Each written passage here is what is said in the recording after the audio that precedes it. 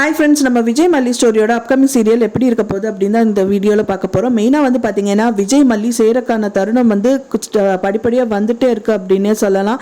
இப்போ தான் விஜய் மனசில் வந்து மல்லி வந்து ஸ்ட்ராங்காக இடம் பிடிச்சிட்டே இருக்காங்க அப்படின்னு சொல்லலாம். முதல் வந்து ராஜி என்ன சொன்னாலும் வந்துட்டு விஜய் வந்து மல்லியை தான் வந்து திட்டிகிட்டு இருந்தார். இப்போ தான் கொஞ்ச நாளாக வந்துட்டு விஜய் வந்து மல்லிக்காக ராஜி கிட்டே பேசிகிட்டு இருக்காங்க.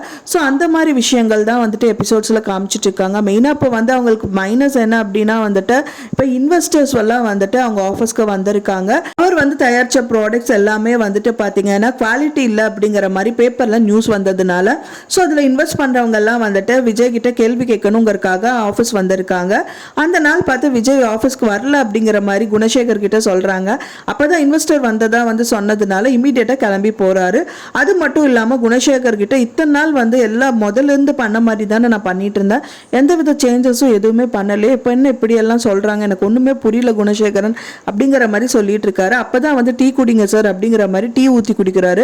டீ ஊற்றி கொடுத்தவொடனே குடிச்ச விஜய் வந்து பார்த்தீங்க அப்படின்னா நீங்கள் கிளம்புங்க நான் வந்துடுறேன் அப்படிங்கிற மாதிரி அங்கே உட்காந்துட்டு இருக்காரு. அப்போ தான் வந்து அவருக்கே வந்துட்டு உடம்புல ஏதோ சேஞ்சஸ் வந்து தெரியறதா நினைக்கிறாரு. அதுக்கப்புறமா தான் வந்து பார்த்தீங்கன்னா பயங்கர போதை ஏறிட்டு அந்த அங்கே இருக்கிறவங்க கிட்ட எல்லாம் வந்து பேசுகிறாரு. எனக்கு தெரிஞ்சு அங்கே அடிதடி தான் ஆயிருக்கும் அப்படின்னு தான் எதிர்பார்க்கப்படுது.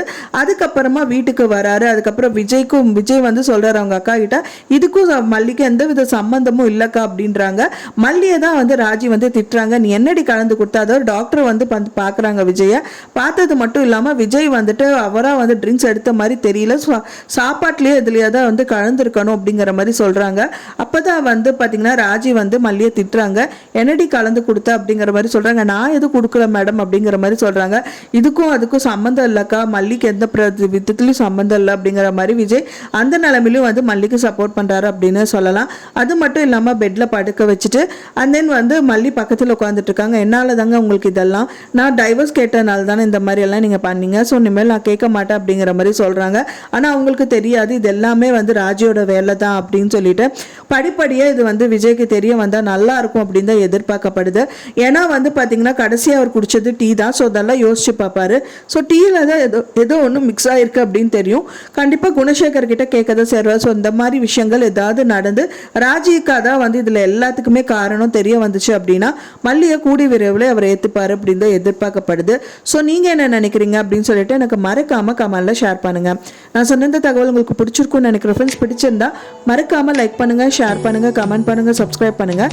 மேலும் இன்னொரு மல்லி சீரியல் அப்டேட்டோட நெக்ஸ்ட் மீட் பண்ணுறேன். தேங்க்ஸ் ஃபார் வாட்சிங் மை வீடியோ ஃப்ரெண்ட்ஸ். நெக்ஸ்ட் வீடியோவில் பார்க்கலாம்.